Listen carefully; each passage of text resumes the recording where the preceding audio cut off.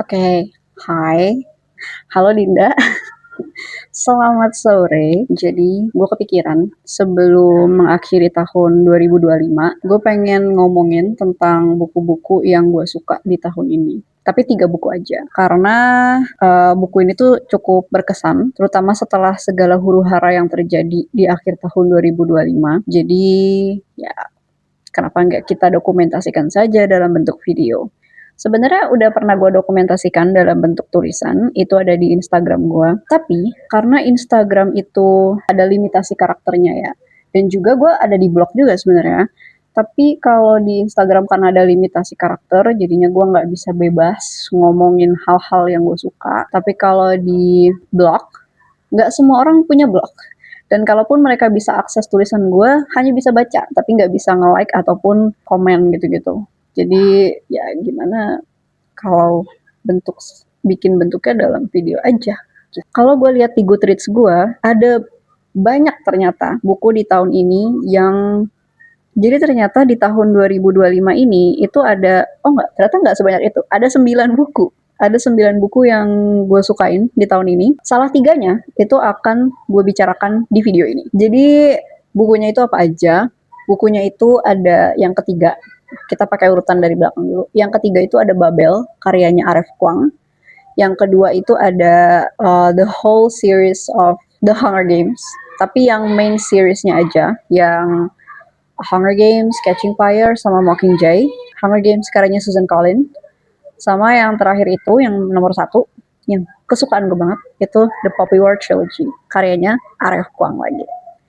Video ini tuh bakal banyak spoiler ya pasti, karena gue ngomongin buku ini akan selayaknya seperti gue ngomong sama temen gue. Jadi kalau nggak terlalu suka spoiler, boleh skip aja video ini.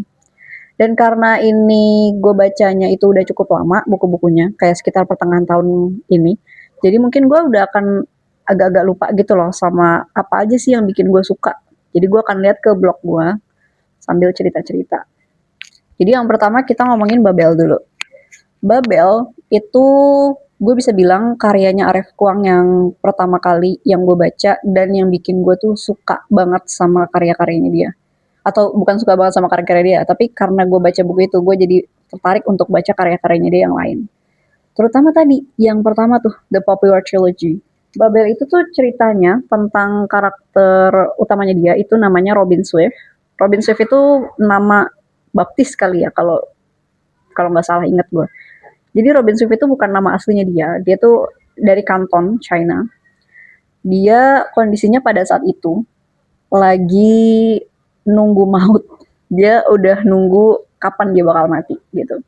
Karena seluruh keluarganya dia, kayak ibunya dia, neneknya dia, bahkan pengasuhnya dia yang orang Inggris gitu, itu meninggal karena wabah yang menimpa Kanton pada saat itu. Dan di hari Robin pada saat itu menantikan kematian, itu ibunya tuh udah meninggal kayak kalau nggak salah sekitar 2 minggu atau seminggu gitu. Udah seminggu lamanya mayat ibunya tuh masih ada di situ gitu. Dan si Robin karena nggak ada makanan, nggak ada minuman yang layak, ya udah dia diem aja gitu di rumah itu. Sampai tiba-tiba suatu hari ada seorang berkulit putih, orang Inggris, namanya Profesor Lovell. Nama lengkapnya siapa ya? Oh, Richard Lovell. Profesor Richard Lovell yang out of nowhere datang ke rumahnya dia, terus kayak lo ikut gua ke Inggris sekarang juga gitu. Gue lupa ya gimana ya responnya si Robin pada saat itu, tapi dia kayak udah ikut aja gitu. Oh gini, jadi Babel itu tuh kan ada magic sistemnya gitu ya. Nah Robin itu dibawa, Robin itu kan waktu itu kondisinya lagi sakit gitu, lagi kena wabah gitu. Nah si Profesor Lovell ini nempelin perak, batang perak gitu yang ada tulisannya gitu, ditempelin ke tubuhnya dia, dan dia tuh sembuh gitu.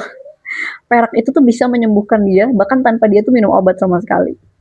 Nah, abis itu dia dibawa tuh ke Inggris. Dia tuh diasuh sama, gue lupa lagi namanya. Kayak ada satu orang Skotlandia gitu yang jadi pelayannya si Profesor Lovell. Nah itu yang dia tuh yang ngebantuin si Robin. Gue lupa namanya siapa. Nah ternyata setelah dia dibawa ke Inggris, setahu gue dia nggak dibawa ke London, atau dia dibawa ke London tapi di area pinggiran gitu. Dia dipersiapkan untuk masuk ke Oxford. Jadi di Oxford itu ada akademi namanya Akademi Babel, yang dimana Akademi Babel itu tuh diperuntukkan untuk kayak FIB gitulah, Fakultas Ilmu Budaya gitu, yang ada pelajaran bahasanya, terjemahan, belajar tentang novel-novel dari berbagai penjuru dunia dan lain sebagainya, yang kayak gitu-gitu. Jadi dia ketika tinggal sama Profesor Lovell, dia tuh diajarin bahasa-bahasa asing, kayak bahasa Latin, bahasa Yunani, karena dua bahasa itu persyaratan untuk dia masuk ke Babel, masuk ke Oxford, Oxford Fakultas Babel kayak gitu. Nah, tapi kan karena tadi ya Robin itu kan dia orang kanton ya, jadi dia tuh nggak bisa, atau mungkin sebenarnya nggak yang terlalu lancar berbahasa Mandarin. Jadi di situ juga dia tuh diajarin untuk bisa belajar Mandarin, kayak gitu. Kemudian setelah 6 tahun tinggal bersama Profesor Lovell, akhirnya Robin didaftarkan tuh ke Oxford dan masuk ke Babel. Di Babel itulah dia ketemu sama teman-temannya yang ternyata punya latar belakang yang sama. Salah satu contohnya misalkan Rami gitu ya. Rami ini dia dari Kalkuta, India. Dia itu dibawa ke Inggris juga, tapi dia punya keluarga, nggak kayak Robin tadi. Dia dibawa ke Inggris, terus kayak ke Yorkshire kalau nggak salah, terus ditempa di sana. Sampai akhirnya di usia yang sama dengan Robin, dia masuk ke Oxford. Jadi mereka tuh punya latar belakang yang sama, dibawa jauh dari tempat tinggal mereka, jauh dari keluarga mereka untuk masuk ke Oxford. Lalu satu karakter lagi itu namanya Victoria, gue nggak tahu bacanya gimana. Itu kayaknya nama Victor, tapi dalam pelafalan Perancis gitu. Si Victoria ini dia tuh perempuan berkulit hitam. Kalau nggak salah dia dari Haiti, dari daerah Hawaii, somewhere around that place.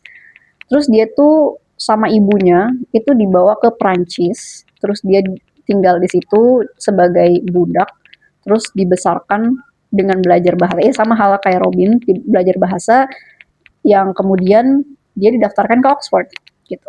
Dan satu teman mereka lagi yang merupakan orang British, orang Inggris, yaitu Letitia Price. Nah, disitulah mereka ya berkenalan, menghabiskan waktu bersama dan belajar bareng kayak gitu-gitu. Sampai di satu titik di mana ada satu kejadian yang memaksa Robin itu harus menentukan apakah dia mau membela tanah airnya, tempat dia berasal, atau membela Inggris yang memberikan dia sesuatu hal yang dia suka, tapi dengan konsekuensi bahwa Inggris mungkin tidak akan mengakui dia. Gitu. Gue takut terlalu spoiler dalam cerita ini. Nah tadi kan Babel itu di awal gue sempat cerita soal perak, batang perak itu kan. Nah kenapa Robin dan beberapa temannya tadi yang berasal dari berbagai penjuru dunia itu kayak seolah dipaksa banget gitu untuk belajar di Oxford, terutama di Babel tadi gitu. Itu karena berkaitan dengan magic system di buku ini, yaitu batang perak tadi. Dimana batang perak itu tuh kayak entah gimana ya, gue agak lupa sama magic systemnya dia, tapi pokoknya tuh kita tulis satu bahasa di sisi perak yang sebelah sini, kemudian kita tulis lagi satu bahasa di sisi perak yang berbeda, tapi punya makna yang sama. Tapi gini ya, sistemnya tuh kita nggak bisa hanya sekedar misalkan mirror gitu ya. Mirror di bahasa Inggris itu kan cermin gitu. Terus kita pasangin sama cermin juga gitu, nggak bisa langsung seperti itu.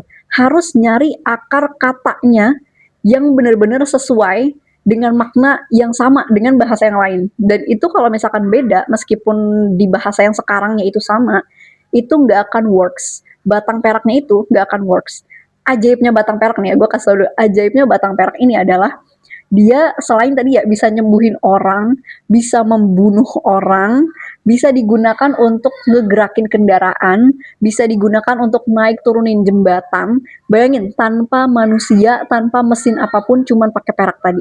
Meskipun peraknya ini tetap ada penggeraknya, yaitu kayak batang-batang perak yang lebih gede lagi yang disimpan di Babel tadi. Itulah pentingnya Akademi Babel tadi. Itu, dan di Inggris ceritanya, Babel ini itu adalah fakultas yang paling dimanjakan di Oxford. Karena kayak duit tuh semua ngalir ke dia, investor tuh bayar semua tuh ke dia gitu. Karena tahu batang perak itu tuh sebuah komoditas yang sangat-sangat berharga dan itu didapatin di negara-negara koloninya Inggris. By the way, gue lupa nyeritain kalau Babel itu latarnya di zaman penjajahan Inggris, tepatnya sekitar 1830-an gitu. Nah, yang jadi dilema salah satu dari dilemanya si Robin terkait ini adalah bahwa batang-batang perak ini itu kan tadi punya kekuatan yang sangat luar biasa ya. Tapi dipakai sama Inggris itu hanya untuk Inggris aja. Mereka beli dengan sangat murah dari negara-negara jajahan dan itu tuh cuman dipakai untuk di negara dia, pengobatan di negara dia. Bahkan sama beberapa orang-orang kaya di Inggris ya itu ditumpuk aja gitu di tempat mereka. Nggak pernah dikembalikan lagi lah istilahnya ke tempat ke negara-negara yang negara-negara tempat batang perak itu tuh berasal gitu. Jadi situ jadi kayak satu keraguan. Ada lagi sih keraguannya, tapi kayak salah satunya tuh di situ. Gitu. Dan yang paling menarik dari buku ini kan tadi latarnya itu di zaman kolonialisasi Inggris kan. Jadi emang pasti fokusnya tuh lebih tentang negara-negara yang dijajah sama Inggris. Nah, yang sangat menarik dari buku ini adalah tentang gimana Babel itu menjadi salah satu alat politik kolonial untuk memperkuat kolonialisme Inggris. Ibaratnya gini deh, kalau di zaman sekarang kan ada orang yang ngomong politik itu penting, keputusan-keputusan politik itu mempengaruhi sampai ke titik terkecil aktivitas lo gitu. Termasuk ini, ternyata bahasa itu dimanfaatkan secara politik. Gue nggak tahu seberapa familiar kalian sama cerita-cerita di mana bangsa berbahasa Inggris itu membuat perjanjian dengan bangsa yang tidak berbahasa Inggris. Mereka mengandalkan kayak translator gitu. Tapi padahal tuh kayak mereka tuh udah memanipulasi perjanjiannya tersebut. Dan ketika Inggris atau ya pokoknya negara-negara yang berbahasa Inggris tadi dituduh melakukan pelanggaran atas perjanjian, mereka tuh akan beralasan, ya lu kali yang nggak paham sama bahasa kita, makanya lu nangkepnya salah, padahal maksud kita tuh gini gitu. Dan tadi Babel itu kan tadi ini ya kayak ngambilin orang-orang dari berbagai macam belahan dunia gitu. Nah mereka itu manfaatin termasuk tadi Robin yang harus belajar bahasa Mandarin karena dia kan nggak, bahasa ibu dia kan Kanton bukan Mandarin gitu ya. Dia itu harus belajar bahasa Mandarin supaya memperluas lagi kosakata untuk bisa memanfaatkan batang perak tadi. Kayak bayangin batang peraknya itu bisa dipergunakan untuk hal-hal yang lebih besar lagi kalau misalkan mereka itu bisa ngumpulin seluruh kosakata yang ada di dunia. Kosakata yang nggak ada di Inggris tapi bisa ditemuin di China, kosakata yang nggak ada di China tapi bisa ada di Spanyol gitu misal. Makanya itu tadi mereka tuh nggak bisa sembarangan memasangkan kata karena bisa jadi tuh beda maknanya. Oke, ini mungkin di zaman sekarang artinya tuh sama-sama ini gitu. Tapi bisa jadi dari sejarah kata tersebut maknanya beda gitu. Gue nggak bisa ngasih contoh karena gue bukan filolog. Dan mungkin buat teman-teman yang belajar sastra akan suka sama buku ini gitu. Nah, satu lagi yang mau gue omongin terkait buku ini itu adalah karakterisasi karakter Letitia Price. Jadi Letitia Price itu adalah karakter yang paling gue benci sepanjang gue baca buku ini. Tapi juga gue respect sama Aref Kuang karena karakter ini adalah karakter yang paling sempurna menurut gue. Jadi Letitia Price ini kan temenan sama Robin, Rami, dan Victoire kan. Nah, dia itu sering berdebat, terkhususnya sama Rami. Karena Letitia Price ini hidup di utopia pemerintahan Inggris. Jadi salah satu topik yang dibahas di awal-awal cerita adalah tentang penghapusan perbudakan di Inggris. Jadi di Inggris ini perbudakan tuh dilarang sama sekelompok politik di Inggris. Tapi yang Letitia Price itu nggak tahu, meskipun para elit politik di sana itu udah kayak oke, gue setuju, gue tanda tangan perbudakan itu nggak baik kayak gitu. Tapi mereka tuh kabur ke Amerika dan memanfaatkan peraturan perbudakan yang masih berlaku di sana. Jadi kayak bermuka dua gitu loh para politisinya itu gitu. Tapi yang dilihat Letitia Price adalah bahwa Inggris sudah menerapkan peraturan anti perbudakan gitu, tapi dia nggak lihat realita itu gitu. Itu yang paling nyebelin sih sebenarnya dari karakter Letitia Price. Letitia Price itu karakter yang sangat-sangat gimana ya? Gue ngerti sih dia tuh di zaman itu di tahun 1800-an posisi perempuan itu mungkin belum sebebas sekarang untuk menempuh pendidikan, mungkin tidak seperti sekarang lah istilahnya yang sangat-sangat bebas. Tapi Letitia Price itu juga nggak bisa memahami orang lain, terutama di sini teman-temannya. Teman-temannya ini kan imigran ya, meskipun mereka legal gitu masuk ke Inggrisnya. Tapi kayak di satu titik tuh seberapa besar pun kontribusi Rami, Robin, Victoria dalam di Inggris, di Oxford terutama, itu nggak akan menjadikan mereka itu sebagai warga negara Inggris. Mereka nggak akan mendapatkan privilege-privilege Inggris, nggak akan. Dan yang paling buruknya lagi adalah Letitia itu nggak sadar kalau um, apa yang dilakukan Inggris itu sebenarnya hanya untuk bilang ke bangsa-bangsa di tempat jajahan mereka kalau kalian tuh manusia barbar dan kalian bakal bisa jadi kayak dia nih, kayak orang-orang yang kayak Robin, Rami, Victoria gitu-gitu. Kalau kalian menempuh pendidikan ala barat kayak gitu. Kayak mereka itu nggak mau mengakui kepintaran, kemajuan dari peradaban bangsa-bangsa di belahan dunia lain, dan mereka tuh cuma pengen melihatnya itu adalah karena pendidikan barat jauh lebih bagus gitu. Oke, nyela bentar di tengah-tengah. Berkaitan sama Letitia Price, itu ada satu hal lagi yang gue tuh bener-bener gak suka banget sama dia. Tapi gue berusaha untuk kayak bear with it dengan kondisi-kondisi di setiap halaman tuh lagi ada dianya gitu. Yaitu tiap kali dia berdebat sama Rami, dia itu entah kenapa selalu bawa-bawa hal-hal pribadi. Meskipun awalnya debat mereka itu debat akademis, mereka memperdebatkan soal peraturan Inggris di tanah-tanah jajahan, tapi ujung-ujungnya dia kayak selalu bawa-bawa tentang diri dia gitu loh. Yang mana itu annoying banget buat gue karena kayak ya lu kan lagi debat akademis, kenapa lu bawa-bawa hal-hal pribadi? Gitu aja sih. Oke, itu mungkin cerita dari buku yang ketiga yaitu Babel. Sekarang move on ke buku yang kedua yaitu The Hunger Games. Gue tahu Hunger Games ini waktu gue masih kecil, 2012, berarti gue kayak kelas 4 SD kalau nggak salah. Gue waktu itu tahu ada filmnya, tapi gue nggak tahu nontonnya di mana, dan kayak gue nggak pernah nonton sampai sekarang gitu. Baru akhirnya gue nonton dan baca. Itu pun karena mereka tuh lagi promosi terkait buku terbarunya yang Sunrise on the Reaping sama filmnya. Namun setelah gue baca, ternyata gue suka. Tapi gue masukin ini ke nomor 2 karena sebelum gue baca Hunger Games, gue baca Poppy War duluan. Jadi gue udah terlanjur jatuh cinta sama The Poppy War Trilogy gitu. Tapi Hunger Games juga gak kalah bagus. Hunger Games itu cerita tentang apa? Ceritanya itu tentang Katniss Everdeen yang dia itu hidup di sebuah negara namanya Panem. Panem ini kalau di buku Hunger Games ya kalau nggak salah diceritain itu adalah nama negara, nama pengganti Amerika Utara gitu lah. Ya intinya mereka tuh ada di Amerika gitu. Nah, Katniss Everdeen ini tinggal di distrik 12 dan negara Panem ini itu punya sebuah tradisi yaitu Hunger Games.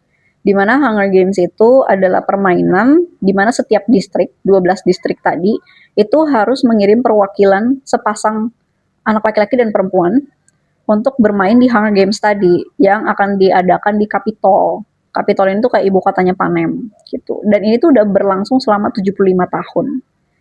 74 kalau sampai di Hunger Games ya. Kalau sampai di buku Hunger Games itu 74, terus di Catching Fire sama Mockingjay itu ke 75. Nah, pada hari pemungutan, bukan pemungutan, The Reaping Day lah, hari dipanggilnya mereka untuk mewakili distrik mereka, adiknya Katniss itu yang dipanggil sebenarnya. Tapi kan Katniss mana mungkin gitu kan rela membiarkan adiknya yang masih berusia 12 tahun untuk masuk ke arena pembunuhan. Jadi akhirnya Katniss itu menjadi sukarelawan untuk permainan ini. Gitu. Dan disitulah petualangannya Katniss. Katniss itu motivasinya selama bermain cuma satu, kembali ke rumah, ketemu adiknya. Udah kayak memenangkan um, Hunger Games ini. Itu. Dan tapi ternyata sepanjang eh, perjalanan ceritanya si Katniss. Katniss itu bersama dengan Pita, perwakilan cowok, kayak tanpa sengaja lah istilahnya, melakukan banyak gestur-gestur yang dianggap sebagai perlawanan oleh presiden mereka, yaitu Coriolanus Snow gitu. Nah, akhirnya di akhir game, ya mereka menang. Seperti halnya cerita-cerita superhero, tokoh utama menang gitu kan. Katniss menang. Tapi di sini Katniss nggak menang sendiri. Jadi seharusnya di Hunger Games itu yang menang itu cuma satu. Bahkan termasuk mereka tuh dari distrik yang sama, hanya boleh satu yang menang. Tapi di sini Katniss itu memilih untuk hidup menang bersama dengan Pita, si cowok dari distrik 12 tadi gitu. Nah, ini juga satu hal yang dianggap sebagai bentuk perlawanan sama si Coriolanus Snow alias presidennya dia. Dan itu yang kemudian di tahun berikutnya, yaitu Hunger Games ke-76, oh benar berarti yang sebelumnya harusnya ke-75. 75 ke 76 ya? Oh iya benar-benar, 75 berarti. Jadi yang sebelumnya itu 74, terus yang tahun depannya itu yang 75. Katniss sama Pita itu harus turun lagi ke arena permainan karena Coriolanus Snow itu nggak suka sama gestur perlawanannya si Katniss, karena dianggapnya kayak mengancam kedaulatan Panem lah di segala macam, sehingga peraturan untuk permainan berikutnya itu diubah. Jadi permainan berikutnya yang ke tahun ke-75 itu adalah permainan quarter quell, Hunger Games quarter quell, di mana mereka itu biasanya mengambil 2 kali lipat lebih banyak. Jadi masing-masing distrik mengirim 4 orang. Tapi di sini diganti. Jadi siapapun pemenang yang masih hidup harus main. Kayak gitu. Dan itu diambil 12 orang dari masing-masing distrik. Sampai akhirnya again and again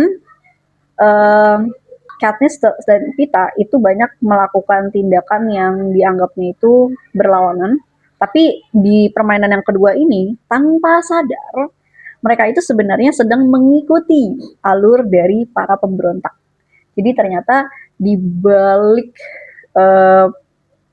permainan yang ke-74 dan 75 ini ada intervensi-intervensi dari para pemberontak di Panem yang ingin menjatuhkan Presiden Snow itu. Gitu. Oke. Nah, yang menarik dari Hunger Games itu adalah ya Hunger Games ini mengingatkan gue sama negara gue sendiri. Kita ngomongin geografi dari Panemnya dulu kali ya. Jadi Panem itu punya ibu kota namanya Capitol, yang mana ibu kota ini tuh nyaris nggak berguna. Karena mereka itu nggak menghasilkan apa-apa, tapi mereka malah yang mendapatkan lebih banyak. Teringat pada sesuatu gitu ya. Nah, sementara 12 distrik yang ada di sekitar mereka itu justru mati-matian mengeruk sumber dayanya mereka, mengeruk sumber daya manusia mereka. Untuk apa? Untuk kemewahan di Capitol. Bahkan distriknya si Katniss itu kan distrik 12. Itu adalah distrik termiskin di dalam semesta Hunger Games. Bayangkan seberapa menderitanya kehidupan masyarakat di sana, tapi apa yang mereka kasih ke Capitol, ya udah buat Capitol aja gitu. Mereka nggak mendapatkan apa-apa. Hal yang paling gue suka dari Hunger Games ini tuh mereka tuh mostly sepanjang gue baca ya, mereka tuh kayak fokus di bagaimana mereka memanfaatkan pertelevisian sebagai alat propaganda gitu. Terutama di buku ketiga ya, di mana ada perang propaganda dari Presiden Snow, kemudian dari orang-orang pemberontak, itu mereka tuh sama-sama mengirimkan medianya mereka sendiri gitu untuk membangun kekuatan kayak gitu. Hunger Games tuh ada kelanjutannya sebenarnya, bukan kelanjutannya, tapi dia kayak prequel dan ya prequel dua-duanya, yaitu yang The Ballad of Songbird and Snake sama Sunrise on the Reaping. The Ballad of Songbird and Snake itu ceritanya tentang Coriolanus Snow, presiden mereka waktu masih muda. Sementara Sunrise on the Reaping itu menceritakan tentang Haymitch, mentornya Katniss dalam Hunger Games ini. Jujur, gue punya mixed feeling sama yang The Ballad of Songbird and Snake. At some point gue merasa gue suka karakter Snow, tapi juga di sisi lain gue nggak suka gitu sama dia.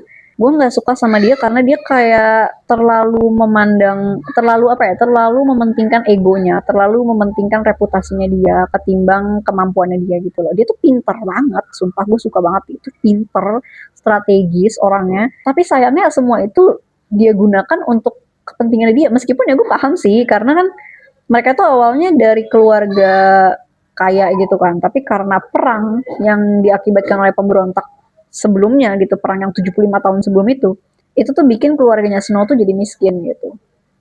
Cuma gue gak suka aja gitu, kenapa lu begitu gitu. Oke, udah sih paling gitu aja kalau Hunger Games. Gue kayaknya nggak banyak ya, yang paling gue suka sih sebenarnya ya karena ini sih, karena gimana cerita ini tuh kayak rapih banget gitu, nggak yang terlalu fokus di satu hal, karena di sini tuh kan ada kayak romance-nya gitu ya, romance antara Katniss sama Pita. Cuma gue nggak terlalu suka karena gini ya, bukan nggak terlalu suka sama romance ya, gue I definitely support them. Cuman kayak Katniss itu kan di awal cerita dia tuh emang dia masih remaja, masih umur 17 tahun kalau nggak salah. Dan posisinya dia di situ adalah untuk menggantikan adiknya gitu loh. Terutama kalau di buku ya. Kalau di buku itu kan dia diceritainnya dari sudut pandang orang pertama, dari sudut pandangnya Katniss. Itu banyak banget pikiran Katniss. Jadi ketika orang tuh udah memaksain Katniss untuk berakting romantis sama Pita, gue ngerasa kayak apa sih ini anak tuh susah, ini anak tuh lagi banyak pikiran, nih anak tuh lagi banyak hal yang dibebankan ke dia, bisa gak sih lu diem dulu ngerti gak sih, kasihan nih anak gitu. Tapi juga di sisi lain ketika dia bonding sama Pita di saat mereka nggak lagi dalam keadaan terpaksa untuk bonding, itu gue suka karena kayak mereka real aja gitu, mereka nggak harus terlihat romance tapi kayak yaudah gitu. Gitu. Gue nggak sabar sih pengen nonton yang Sunrise on the Reaping filmnya. Oke, terakhir kita ngomongin The Poppy War Trilogy. Buku yang gue nggak bisa bilang menggeser Hunger Games karena pada dasarnya gue udah masukin ini di nomor 1 bahkan sebelum gue baca Hunger Games. Gue mau cerita dulu ya kenapa gue bisa baca The Poppy War. Jadi gue tuh baca The Poppy War tiga-tiganya itu di bulan Mei. Jadi pada saat itu gue itu harusnya mau sidang. Jadi gue udah kayak mempersiapkan dokumen-dokumen buat daftar sidang. Gue udah mempersiapkan jati diri gue, persiapan sidang, pertanyaan-pertanyaan dan segala macam. Tapi nggak ada kabar sama sekali dari sidang itu sampai di bulan Juni. Nah gue sembari menunggu, karena gue kan takut ya, karena gue ketakutan, karena gue kayak stres gitu. Akhirnya gue memutuskan untuk baca The Poppy War. Ya udah dong, akhirnya gue baca The Poppy War. Awalnya tuh cuman buat, ya gue nggak berekspektasi tinggi karena gue tahu gue lagi banyak pikiran, nggak mungkin gue menikmati itu. Tapi ternyata gue suka. Oh my god. Poppy War tuh tentang apa? Poppy War itu gampangnya kalau kalian anak IPS itu bercerita tentang kisah-kisah di revolusi China gitu. Jadi The Poppy War itu diambil dari sudut pandang Pang Runin, karakter utamanya. Dia itu berasal dari sebuah kayak kota kecil, apa desa kecil gitu. Gue lupa namanya. Oh, Tikani. Sebuah kota kecil yang dimana masyarakatnya itu cenderung masih terbelakang. Yang ibaratnya lah ya, untuk mereka memahami yang namanya menstruasi gitu nggak ada. Mereka nggak paham itu semua gitu. Nah si Pang Runin ini dia itu bekerja sama paman dan bibi Fang, yang mana itu tuh kayak foster family gitu, orang tua asuh gitu. Nah si Pang Runin ini itu nggak disukain gitu loh sama si orang tua asuhnya dia ini, sehingga dia tuh kayak mereka tuh pengen buru-buru ngusir Pang Runin gitu dari rumah itu. Dengan cara apa? Dengan cara ngasih Pang Runin ke Mak Comblang. Disebutnya sih Mak Comblang ya, gue nggak tahu kalau di bahasa Inggrisnya itu apa.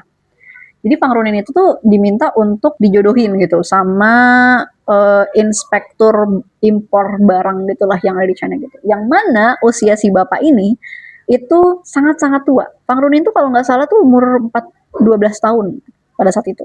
Dan si bapak tua ini kayaknya udah 30-an atau 40-an gitu. Dan itu dia nggak mau itu semua gitu. Akhirnya dia nggak kabur beneran, tapi dia itu pergi ke perpustakaan tempat dia biasanya nongkrong.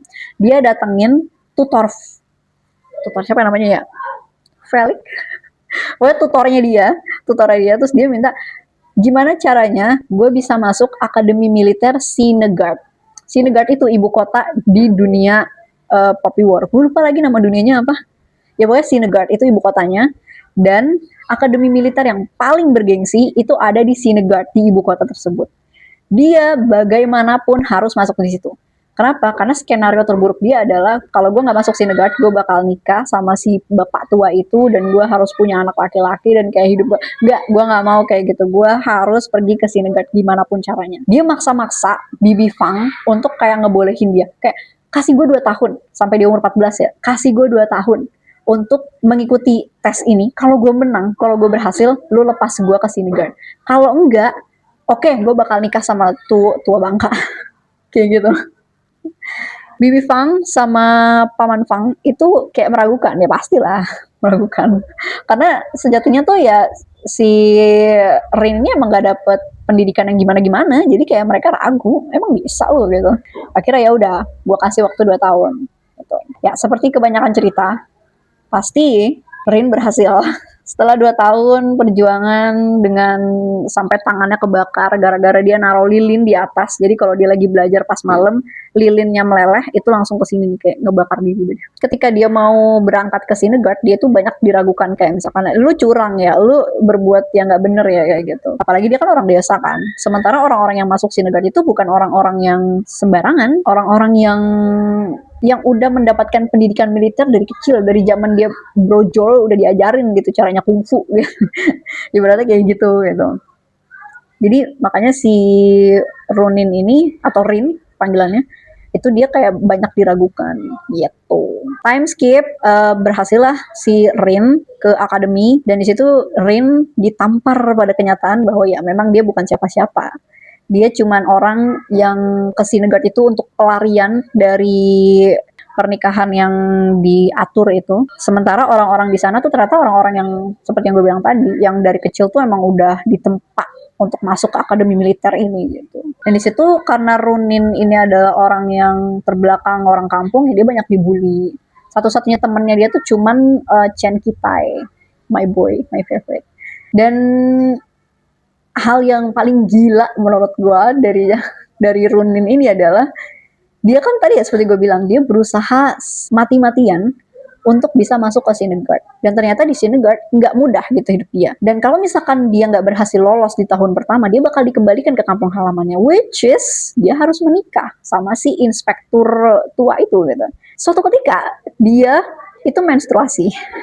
Dia tuh nggak tahu kalau dia menstruasi. Dia pikir lawan berantemnya dia itu kayak punya jurus yang bikin dia tuh pendarahan gitu. Dan dia tuh panik banget, gue kenapa berdarah gitu loh. Gue kenapa berdarah, gue panik. Darah itu banyak banget, akhirnya dia kabur ke UKS, dia nanya, gue kenapa gitu. Dan itu dijelasin tentang menstruasi, kalau lu bakal ngalamin ini setiap bulan, di awal-awal bakal sakit gitu kan. Misalkan kan 7 hari, mungkin kayak sekitar 1 atau 2 hari itu lu bakal ngalamin sakit kayak gitu. Terus si Runin itu mikir, kalau gue harus setiap bulan ngalamin ini, dan ada kemungkinan gue nggak masuk 1 hari, kan otomatis gue bakal ketinggalan kelas ya. Tapi kalau gue ketinggalan pelajaran, gimana kalau nilai gue turun? Terus kalau nilai gue turun, gue gagal nih tahun ini. Terus kalau gue gagal, gue bakal balik ketika nih dan harus nikah sama orang itu. Gak mau. Akhirnya dia mengikuti saran dari suster yang ada di klinik itu untuk minum kayak semacam ramuan yang menghancurkan rahimnya dia sendiri. Sumpah. Dan oh my god, nih orang gila banget. Cuma kayak oh my god, segitunya loh guys, segitunya. Ya pokoknya itu. Nah, terus gue awalnya berpikir kalau cerita Poppy War Trilogy ini tuh bakal kayak cerita Harry Potter gitu loh, yang kisahnya tuh di akademi, ngomongin tentang pelajaran-pelajaran di sana gitu. Tapi ternyata enggak gitu. Terjadi sebuah serangan dari Federasi Mugen, yang mana Federasi Mugen ini kalau kita ambil ke referensi real life adalah Jepang. Itu menyerang, menginvasi, ya gue lupa nama negaranya, menginvasi negaranya si Rin ini. Ntar gue buka ini deh, gue buka review gue di sini. Nikan, iya nama negaranya itu Kekaisaran Nikan, Kekaisaran Tiongkok. Nah di sini karena mereka itu udah kayak kepepet, akhirnya semua mahasiswa yang ada di akademi militer ini dipaksa lulus dan harus langsung turun, gabung ke milisia, ya pokoknya gabung ke militer gitu lah. Di situ ada satu kejadian yang referensinya itu diambil dari dunia nyata, yaitu kejadian di Golinis. Golinis ini kejadian di mana sebuah ibu kota sementara pengganti dari Sinegard itu, masyarakatnya termasuk pasukan militer di sana, pasukan militer Nikan dan masyarakat Nikan itu secara brutal, secara kreatif ala Federasi Mugen. Yang mana ini tuh diambil dari peristiwa nyata yang terjadi pada masa Perang Dunia. Enggak, kayaknya belum Perang Dunia deh. Pokoknya pada masa penjajahan Jepang ke China pada saat itu. Yaitu peristiwa Nanking, ya pokoknya Nanking Massacre kejadian itu yang mana kalau gue baca juga sangat-sangat mengerikan. Kayak gitu. Referensi sejarah di buku ini tuh banyak ya. Itu yang bikin gue tuh suka banget sama The Poppy War Trilogy. Terutama kalau misalkan gue baca sampai akhir ini, gue nggak bakal cerita banyak tentang buku ini tentunya, karena bakal spoiler. Tentunya tentang gimana konflik setelah peperangan antara Nikan dan Mugen itu nanti berakhirnya seperti apa, dan apa dampak bagi si masyarakat Nikan ini ketika perang antara Nikan dan Mugen ini berakhir tuh apa dampaknya gitu. Masyarakat tuh kehilangan apa, dan bagaimana politik itu kemudian dimanfaatin gitu sama pemimpin-pemimpin di sana. Jadi setelah Mugen itu akhirnya ya udah mereka gagal gitu untuk menyerang Nikan, kayak untuk menguasai keseluruhan Nikan, itu terjadi dualisme kepemimpinan. Bener gak sih bahasanya? Pokoknya masyarakat tuh terbagi jadi dua, masyarakat yang ikut orang ini sama masyarakat yang ikut orang ini gitu, atau pemerintahan lama ada yang ikut pemerintahan baru. Itu yang kemudian kayak berimbas ke masyarakat, mereka harus kayak gimana, ideologi baru masuk di sana, udah begitu masyarakat tuh jadi nggak bersatu dan segala macam permasalahannya. Dan ada satu hal ya, yang cukup bisa langsung kayak kita tuh nangkep bahwa ini tuh ada peristiwa nyatanya, yaitu dimana salah satu karakter itu lari ke sebuah pulau kecil di samping kekaisaran Nikan, which is Taiwan. Kita tahu orang itu referensinya dari siapa gitu loh, dari sejarahnya gitu. Oke, itu untuk dokumentasi cerita novel favorit gue di tahun 2025. Gue ada banyak lagi, ada 6 buku lagi yang gue suka di tahun ini. Tapi ya kalau mau lihat itu bisa di Goodreads. Ya udah, itu aja. Dadah.